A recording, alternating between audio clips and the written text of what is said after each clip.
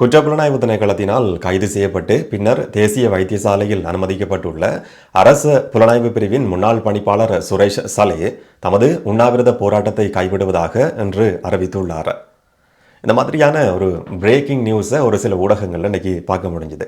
சுரேஷ் சலே சாப்பிடாம இருந்தவர் வாயால் சாப்பிட்றதுக்கு ஆரம்பிச்சிருக்கிறார் என்றது இன்னைக்கு பிரேக்கிங் நியூஸாக பரபரப்பாக பேசப்படுற ஒரு விஷயமா மாறி இருக்கு. இன்னைக்கு அவருடைய வழக்கு விசாரணை நடக்குது. வழக்கு விசாரணையில் அவர் எதிர்பார்த்த மாதிரியான உத்தரவுகள் பிறப்பிக்கப்படலை. அதே நேரத்தில் இன்னும் ஒரு பிரேக்கிங் நியூஸ் வெளிவருது. வாயால் சாப்பிட்றதுக்கு சுரேஷ் சலே ஆரம்பிச்சிருக்கிறார். அவருடைய சட்டத்தரணிகள் சொன்ன ஆலோசனைக்கு அமைய உண்ணாவிரத போராட்டத்தை கைவிட்டிருக்கிறார் சொல்லி அறிவிக்கப்பட்டிருக்கான். 26 நாட்கள் சாப்பிடாம தண்ணி குடிக்காம, வாயால சாப்பிடாம தண்ணி குடிக்காம இருந்திருக்கிறார். ஆனால் டியூப்ல அவருக்கு தேவையான சாப்பாடு எல்லாமே மூக்கால கொடுக்கப்பட்டதுன்னு சொல்லி அரசாங்கம் ஏற்கனவே அறிவிச்சிருந்தது. அப்படியா இருந்தாலும் சுரேஷ் சலையினுடைய உண்ணாவிரத போராட்டம் சொல்லப்படுற சாகும் வரைக்குமான அந்த போராட்டம் இன்றைக்கு கைவிடப்பட்டிருக்கு. சலை பதிவு செய்திருந்த வன சம்பந்தமான ஒரு விசாரணையும் இன்றைக்கு கொழும்பு கோட்டை நீதவான் பசன் அமரசேன முன்னிலையில் விசாரணைக்கு எடுத்துக் கொள்ளப்பட்டிருந்தது. அதுல கேட்கப்பட்ட மாதிரியான சலை சார்பாக முன்வைக்கப்பட்டிருக்கிற மனுவில் சொல்லப்பட்டிருக்கிற சில கோரிக்கைகள் பெரும்பாலும் நிராகரிக்கப்பட்டிருக்கு. ஒரு விஷயத்தை தவிர இதில் ஷானி அபேசேகர குற்றப்புலனாய்வு திணைக்களத்தினுடைய பணிப்பாளர் ஷானி அபேசேகர தலைமையிலான குழு இந்த விசாரணையை நடத்தக்கூடாது, சிஐடி இந்த விசாரணையை நடத்தாம வேற ஏதாவது விசாரணை பிரிவுக்கு அந்த விசாரணைகள் மாற்றப்படணும்னு சொல்லி இதில் ஒரு கோரிக்கை முன்வைக்கப்பட்டிருந்தது. நீதவான் பசான் அமரசேன அதை நிராகரிச்சிருக்கிறாரு.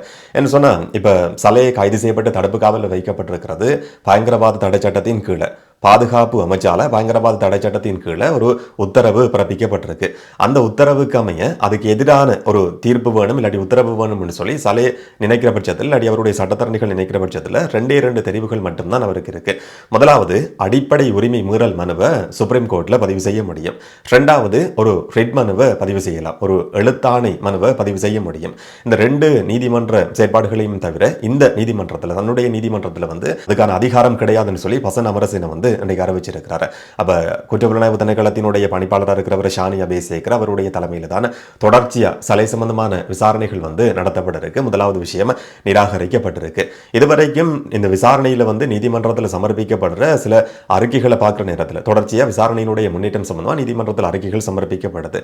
அதை பார்க்கிற நேரத்தில் இந்த விசாரணைகள் சரியாதான் நடந்து கொண்டிருக்கு என்ற மாதிரி தான் விளங்கிக் கொள்ளக்கூடிய மாதிரி இருக்குன்னு சொல்லியும் நீதவான் பசன் அமரசேன அறிவிச்சிருக்கிறாரு.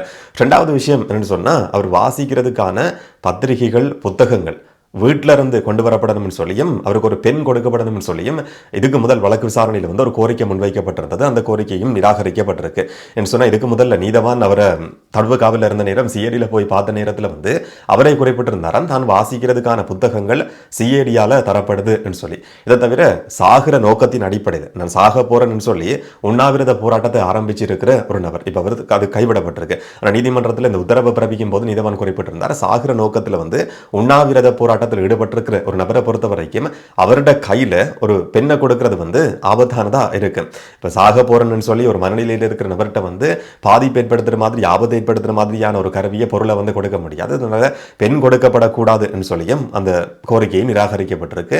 வீட்டில இருந்து புத்தகங்கள் கொண்டு வரப்படக்கூடாது. அந்த புத்தகங்கள் கொண்டு வரப்படுற சாட்டில் சில வேற ஏதாவது பொருட்கள் கொண்டு வரப்படலாம், இல்லாட்டி விசாரணைக்கு இடையூறு செய்யற மாதிரியான சில தகவல்கள் பரிமாற்றப்படலாம் என்ற அடிப்படையில் அந்த விஷயமும் அந்த கோரிக்கையும் நிராகரிக்கப்பட்டிருக்கு. பத்திரிகைகள் ஏற்கனவே வாசிக்கிறதுக்கு சிஐடிக்குள்ள அவருக்கு புத்தகம் வரைக்கும் கொடுக்கப்படுது. யாருக்கு இந்த மாதிரியான சலுகைகள் கிடைக்கும்ன்றது தெரியாது. அந்த மாதிரியான ஒரு சலுகை கொடுக்கப்படுறதால வீட்டில இருந்து கொண்டு வர்றதுக்கான அந்த கோரிக்கை நிராகரிக்கப்பட்டிருக்கு. இதை தவிர தனிப்பட்ட ரீதியில நீதவான்ட்ட ஒரு ரகசியமான வாக்குமூலத்தை சொல்றதுக்கு நான் விரும்புறேன்னு சொல்லியும் சலை ஒரு கோரிக்கையும் முன் வச்சிருந்தார். இன்னைக்கு நீதிபதி பசன் அமரசேன கேட்டிருக்கிறார். இது ஒரு குற்ற ஒப்புதல் வாக்கு மூலமா இல்லாட்டி சாதாரணமான வேற ஏதாவது விஷயத்தை சொல்ல விரும்புறாருன்னு சொல்லி கேட்ட நேரத்தில் சலை சார்பா முன்னிலையாகி இருந்த சட்டத்தரணி குறிப்பிட்டிருந்தார் இது ஒரு குற்ற ஒப்புதல் வாக்கு மூலம் கிடையாது, வேறொரு விஷயம் சம்பந்தமா தான் உங்கள்கிட்ட கதைக்க இருக்கிறாருன்னு சொல்லி. சிஐடி விசாரணை நடத்தி கொண்டிருக்கிற பின்புலத்தில் குற்ற ஒப்புதல் வாக்கு மூலம் இல்லாத வேறொரு சம்பவம் சம்பந்தமா என்னோட கதைக்கிறதுக்கான எந்த விதமான அவசியமும் கிடையாது. இதனால அந்த கோரிக்கையும் ஏற்றுக்கொள்ள முடியாதுன்னு சொல்லி அதுவும் நிராகரிக்கப்பட்டிருக்கு. இதை தவிர சலை இனி அடுத்த நீதிமன்ற வழக்கு விசாரணைக்கு நேரடியா கூட்டி வரப்பட வேண்டிய அவசியம் கிடையாதுன்னு சொல்லியும் நீதிபதி குறிப்பிட்டிருக்கிறார். வீடியோ மூலமா முன்னிலைப்படுத்தினா போதுமானதுன்னு சொல்லியும் நீதிமன்றம் இன்னைக்கு ஒரு உத்தரவு பிறப்பிச்சிருக்கு. அதுக்கு சொல்லப்பட்டிருக்கிற காரணம் என்று சொன்னா, இப்ப தடுப்பு காவலில் இருக்கிற ஒரு நபர் நீதிமன்ற வழக்கு விசாரணைக்கு வெளியில கூட்டி வரப்பட்டு திரும்பவும் சிஐடிக்கு உள்ள கூட்டி போகப்படுற சந்தர்ப்பத்தில் வந்து முழுமையான உடல் சோதனைக்கு உட்படுத்தப்படுற மாதிரி இருக்கும். அப்படியான உடல் சோதனைன்றது இதுக்கு முதல் வழக்கு விசாரணைகள்ல குறிப்பிடப்பட்டிருக்கு. இன்னும் வெளிப்படையா சொல்ல போனா கிட்டத்தட்ட ஒரு நபர் வந்து நிர்வாணமாக்கப்பட்டு உடல் சோதனைக்கு உட்படுத்தப்படுற முறைமை அது எனக்கு பிடிக்காதுன்னு சொல்லி அதுக்கு சலை எதிர்ப்பு தெரிவிச்சிருக்கிறார். அப்படியான ஒரு பின்புலத்தில் வந்து அவரை நீதிமன்றத்துக்கு கூட்டி வர வேண்டிய அவசியம் கிடையாதுன்னு சொன்ன இந்த மாதிரியான நெருக்கடிகள் வந்து அவருக்கு இருக்காது. நீ வீடியோ மூலமா நீங்க வெளியில வரக்கூடாது, அதுக்கான காரணம் நீங்க குறிப்பிட்டிருக்கிற அதே விஷயம் தான் சொல்லியும் நீதவான் பசன் அமரசேன வந்து இன்னைக்கு தன்னுடைய உத்தரவை வந்து குறிப்பிட்டிருக்கிறாரு. இது தவிர அவருடைய லேப்டாப் போன் பாஸ்வேர்டு விசாரணை அதிகாரிகளுக்கு ஒப்படைக்கப்படணும் சொல்லியும் நீதிமன்றம் ஒரு முக்கியமான உத்தரவையும் பிறப்பிச்சிருக்கு. சட்டமாதிபர் திணைக்களத்தினுடைய மேலதிக சொலிசிட்டர் ஜெனரல் திலீப் பீரிஸ் குறிப்பிட்டிருந்தார். இவர் கிட்டத்தட்ட ஒரு ஹேக்கர் மாதிரி செயல்படக்கூடிய ஒரு நபர். அவர் கைது செய்யப்பட்ட சந்தர்ப்பத்தில் அவருடைய வாகனத்திலிருந்து லேப்டாப்பும் அவருடைய போனும் கண்டுபிடிக்கப்பட்டிருந்தது. அந்த லேப்டாப் வந்து தன்னுடைய மகளுடையது சொல்லி அந்த நேரத்தில் அவர் குறிப்பிட்டிருந்தாலும் அப்படியா இருந்தாலும் அது வந்து விசாரணை தரப்பால கைப்பற்றப்பட்டிருக்கு. அந்த லேப்டாப்பும் அந்த போனும் வந்து கனெக்ட் பண்ணப்பட்டிருக்கு.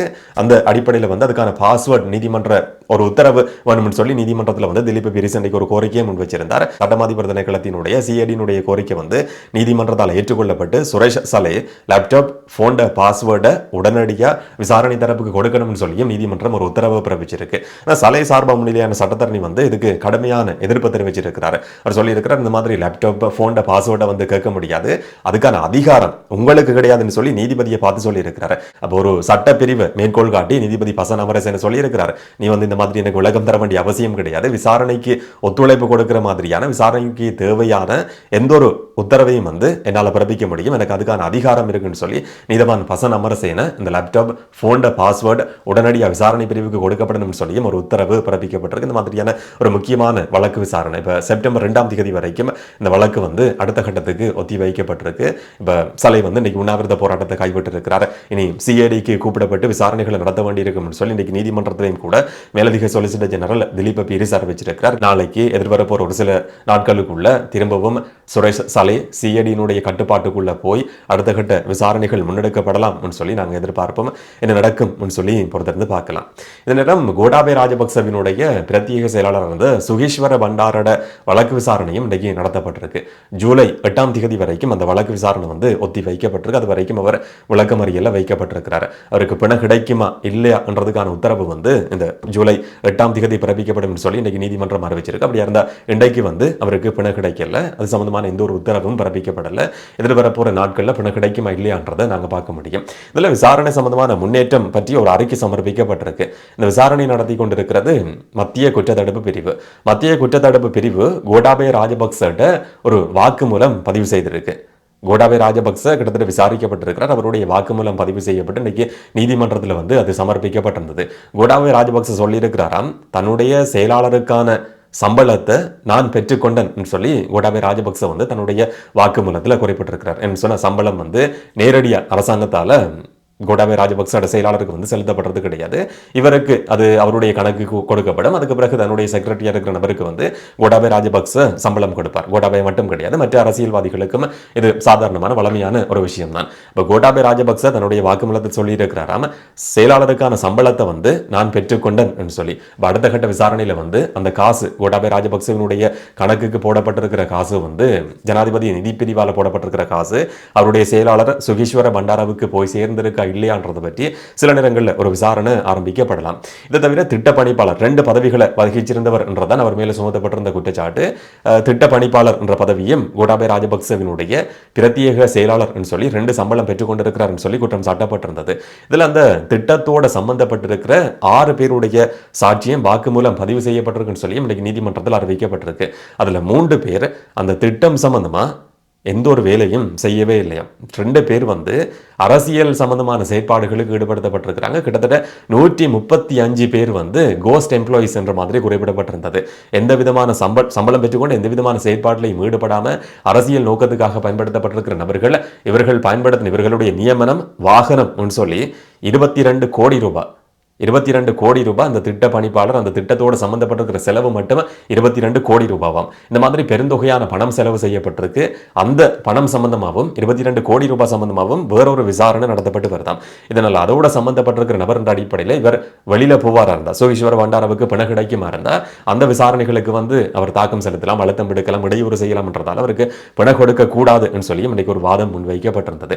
ஆனா சுகீஸ்வர பண்டாரோட சட்டத்தரணி சொல்லி இருக்கிறார், அந்த மாதிரியான நியமனத்தோடையோ வாகன சம்பந்தமான செலவுகளோடைய இவருக்கு எந்த விதமான தொடர்பும் கிடையாது. அதுக்கான முழு பொறுப்பையும் ஏற்றுக்கொள்ள வேண்டிய நபர் ஜனாதிபதியினுடைய செயலாளர் தான். இவரை அதோட சம்பந்தப்படுத்த முடியாதுன்னு சொல்லி அவரோட லோயர் குறைப்பட்டாரு. இதை தவிர இப்போ கோட்டாபய ராஜபக்சோட வாக்குமூலத்திலேயே கோட்டாபய ராஜபக்ச சொல்லி இருக்கிறார், நான் தான் அந்த பணத்தை பெற்றுக்கொண்டிருக்கிறேன்னு சொல்லி. அப்போ சுகீஸ்வர பண்டார நேரடியாக இதோட சம்பந்தப்பட்டிருக்கிறார், அவர் அந்த சம்பளத்தை பெற்றுக்கொண்டார்னு சொல்லி எந்த விதமான ஆதாரங்களும் கிடையாது. கோட்டாபய ராஜபக்சோட வங்கி கணக்குக்கு அந்த காசு போயிருக்கு, சுகீஸ்வர பண்டாரோட வங்கி கணக்குக்கு அது வந்திருக்குன்றதுக்கான எந்த ஒரு ஆதாரமும் கிடையாது. இது தவிர 12ஆம் திகதி சுகீஸ்வர பண்டாரவுக்கு எதிராக முறைப்பாடு பதிவு செய்யப்படுது. 18ஆம் திகதி அவர் அவசரமாக கைது செய்யப்பட்டிருக்கார். அதுக்கு பின்னால் ஒரு உள்நோக்கம் இருக்கின்ற மாதிரியும் சுகீஸ்வர பண்டாரோட லோயர் இன்னைக்கு நீதிமன்றத்தில் குறிப்பிட்டிருக்கிறார். அப்படியா இருந்தாலும் இன்றைக்கு இந்த விதமான ஒரு உத்தரவும் பிணை சம்பந்தமாக பிறப்பிக்கப்படலை. 8ஆம் திகதி அவருக்கு பிணை கிடைக்குமா இல்லையான்றதுக்கான ஒரு பதில் நமக்கு கிடைக்கும். இதில் சுகீஸ்வர பண்டார சம்பந்தமான செலவுகளை பார்க்குற நேரத்தில் கோட்டாபய ராஜபக்ச ஜனாதிபதியாக இருந்த காலகட்டத்தில் சம்பளமா 60 லட்சம் ரூபாவை பெற்றுக்கொண்டிருக்கிறாராம். மேலதிகமான கொடுப்பனவுகள் சொல்லி 19 லட்சம் ரூபாய், கிட்டத்தட்ட 20 லட்சம் ரூபாய் பெற்றுக்கொண்டிருக்கிறாராம். சீக்ரெட்டா பெற்றுக்கொண்டிருக்கிற சம்பளம் என்ற அடிப்படையில் ரகசியமான சம்பளம் என்ற அடிப்படையில் அந்த திட்ட பணிப்பாளர் என்ற அடிப்படையில் கொடுக்கப்பட்டிருக்கிற சம்பளம் 42 லட்சம் ரூபாய். 9 லட்சம் ரூபாய் லக்ஷரியான அவுடி கார் ஒன்று பயன்படுத்தப்பட்டு அதுக்கான செலவுகள் என்ற அடிப்படையில் கிட்டத்தட்ட 10 லட்சம் ரூபாய். இதில் மொத்த செலவு 1,22 லட்சம் ரூபாய் என்ற அடிப்படையிலையும் 8 அங்கீகரிக்கப்படாத அனுமதி இல்லாத வெளிநாட்டு பயணங்கள்லையும் இவர் ஈடுபட்டிருக்கிறார்னு சொல்லியும் குற்றம் சாட்டப்பட்டிருக்கு. இதை தவிர எரிபொருளுக்கான கொடுப்பனவு என்ற அடிப்படையில் 1,87 லட்சம் ரூபாய் செலவு செய்யப்பட்டிருக்கு. 135 அந்த கோஸ்ட் எம்ப்ளாயிஸ் சொல்லி குறிப்பிடப்பட்டிருந்தது திட்ட பணிப்பாளர்கள் சொல்லி, அந்த திட்டத்தினுடைய ஊழியர்கள் என்ற மாதிரி. இந்த திட்டத்துக்காக நியமிக்கப்பட்டிருக்கிற 135 பேரும் தற்காலிகமான நியமனம் கொடுக்கப்பட்டிருக்கிற நபர்கள். அரசியல் செயற்பாடுகளுக்காக இவங்க பயன்படுத்தப்பட்டிருக்கிறாங்க. அவங்களுக்கான செலவு சம்பளம் மட்டும் 17 கோடி ரூபாய் சொல்லி பெருந்தொகையான பணம் செலவு செய்யப்பட்டிருக்கு. அடுத்த கட்ட வழக்கு விசாரணையில் எப்படியான தகவல்கள் வெளிவரும் என்றதை நாங்கள் பொறுத்திருந்து பார்ப்போம். இதை பற்றி நீங்கள் என்ன நினைக்கிறீங்கன்றதை கமெண்ட்டை சொல்லுங்கள். நாளைக்கு நாங்கள் இன்னும் ஒரு வீடியோவில் சந்திக்கலாம். வணக்கம்.